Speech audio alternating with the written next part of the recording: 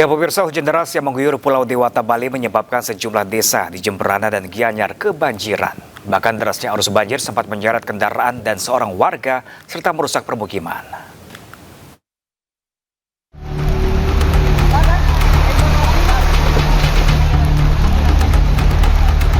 Delapan desa di Bali kembali terendam banjir di 4 kecamatan di Jemberana. Salah satunya di Banjar Sumbersari, Desa Melaya, Kecamatan Melaya. Luapan air sungai meluber ke perumahan dan akses jalan nasional dan pasar Gilimanuk. Kondisi diperparah, gorong-gorong tersumbat potongan kayu. Petugas dan warga pun berupaya membersihkan sampah dan potongan kayu dari aliran sungai dan jalan. Banjir juga terjadi di Desa Mendoyo, Dauh Tukat, Kecamatan Mendoyo, yang menutup jalan desa. Sejumlah pengendara motor pun terpaksa menerobos genangan air. Petugas TNI melakukan pendataan dengan menerobos banjir mengunjungi rumah warga. Sejumlah warga pun berusaha menyelamatkan barang-barang berharga. Sementara di Gianyar, dahsyatnya banjir membuat rumah warga rusak dan sebuah kendaraan terseret arus di Desa Batuan, Kecamatan Sukawati. Dengan alat berat, petugas gabungan dibantu warga mengevakuasi kendaraan dan membersihkan puing-puing tembok rumah warga yang ambruk.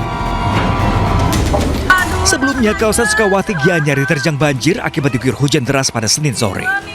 Pada saat kejadian, seorang warga terseret arus banjir. Beruntung, korban berhasil diselamatkan. Dari Gianyar dan Jemberana, Bali, iNews melaporkan. Sementara itu pemirsa, banjir besar Sungai Bedadung di Jember, Jawa Timur juga merusak jembatan dan menghanyutkan atap rumah warga. Selain itu, ratusan rumah yang berada di bantaran sungai juga terendam.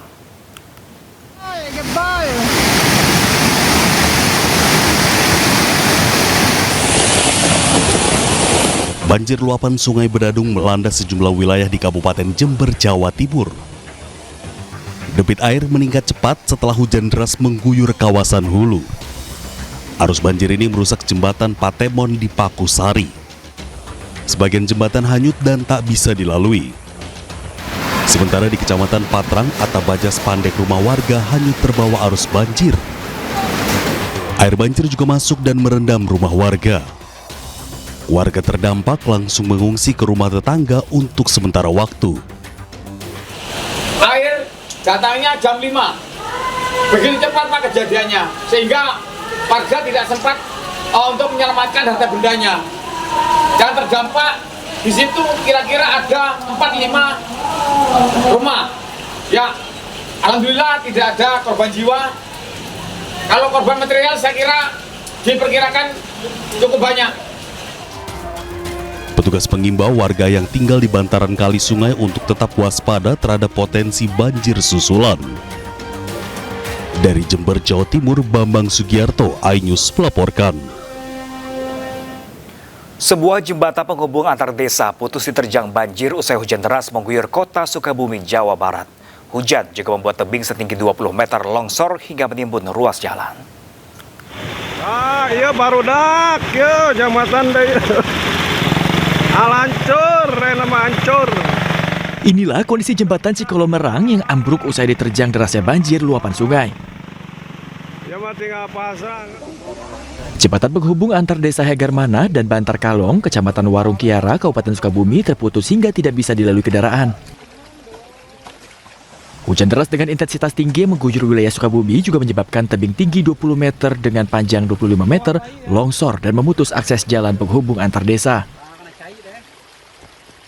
Di sini di wilayah Kecamatan Warung Kiara ini ada 5 titik Pak. 5 titik yang terkendala bencana. Salah satunya yang hujan adalah ini yang menghubungkan desa Tarisi, Hegarmana, terus lagi Bojong Kalong, Bantar Kalong. Ya. Berarti ada 5 desa tadi sore Pak kok begini ya? Betul. Untuk mempercepat proses evakuasi material longsor, BPBD Kabupaten Sukabumi menerjunkan 1 alat berat ke lokasi membersihkan material longsor yang menutup badan jalan. Dari Sukabumi, Jawa Barat, Budi Setiawan, iNews melaporkan. Meski pemerintah Kota Padang Panjang menutup masa tanggap darurat, operasi pencarian korban banjir bandang masih terus berlanjut.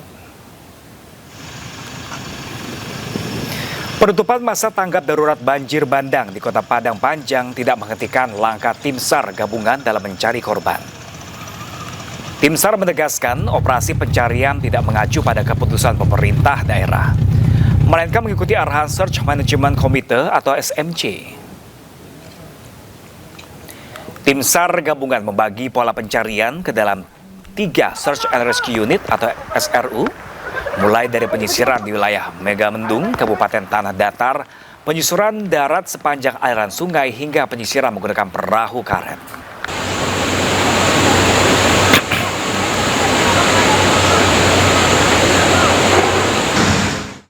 Dan pemirsa, untuk mengetahui informasi terkini, kita sudah terhubung dengan rekan Agung Sulistyo di Lembah Anai, Padang Panjang, Sumatera Barat.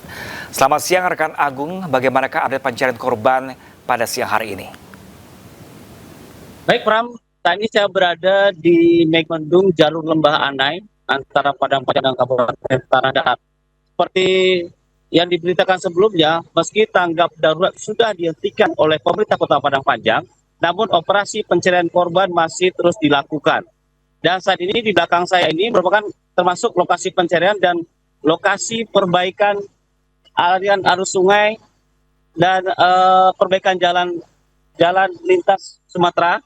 Dan ini ditargetkan nanti pada pukul 16 nanti ini sudah bisa dilalui oleh kendaraan roda 4 dan roda 2. Jadi jadwalnya untuk bisa melalui jalur Lembah Anai ini ada pada pukul 4 sore hingga pukul 9 pagi.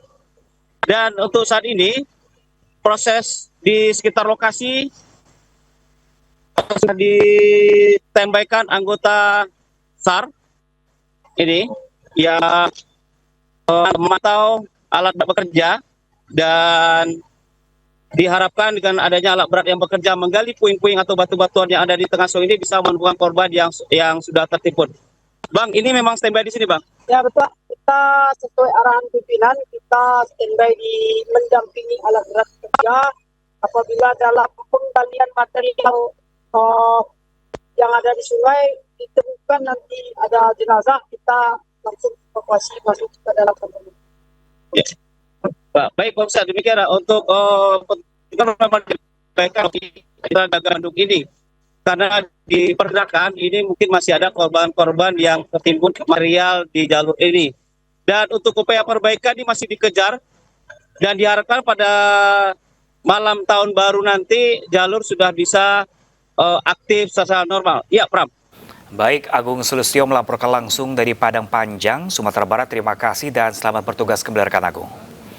Sementara itu pemirsa, hujan deras kembali memicu banjir bandang dan tanah longsor di Kabupaten Agam, Sumatera Barat. Warga pun dievakuasi ke tempat yang lebih aman. Kadang lu ya Allah. Kadang aja hujan 2 jam. Warga merekam detik-detik terjadinya banjir bandang atau galodo yang menerjang permukiman warga saat hujan deras kembali mengguyur Kabupaten Agam, Sumatera Barat.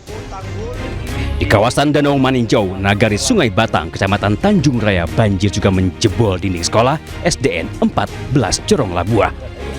Hujan deras berlangsung 1,5 jam, namun debit air meningkat drastis. Sejumlah warga pun dievakuasi ke lokasi yang lebih aman karena kondisi semakin memburuk jelang malam. Banjir bandang juga terjadi di Kecamatan Palembayan. Curah hujan tinggi memicu luapan air di Kayu Pasak, Koto Alam, dan Silungkang. Warga memilih menghentikan aktivitas dan mencari tempat yang lebih aman.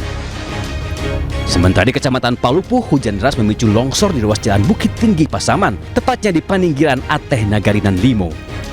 Kondisi tanah yang basah dan labil masih beresiko menimbulkan longsor susulan. Dari Agam, Sumatera Barat, Wahyu Sikumbang, iNews melaporkan. Setelah putus dihantam banjir bandang, jalur lintas Sumatera Padang Bukit Tinggi di kawasan Lembah Anai hari ini siap diuji coba untuk kendaraan roda 4.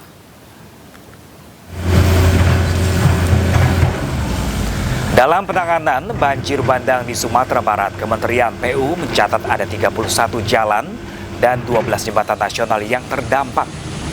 Kementerian PU mengonsentrasikan pemulihan jalan nasional Padang Bukit Tinggi yang putus pada badan jalan di kilometer 63+500. Sedangkan perbaikan 12 titik yang mengalami longsor tambahan dilakukan bertahap.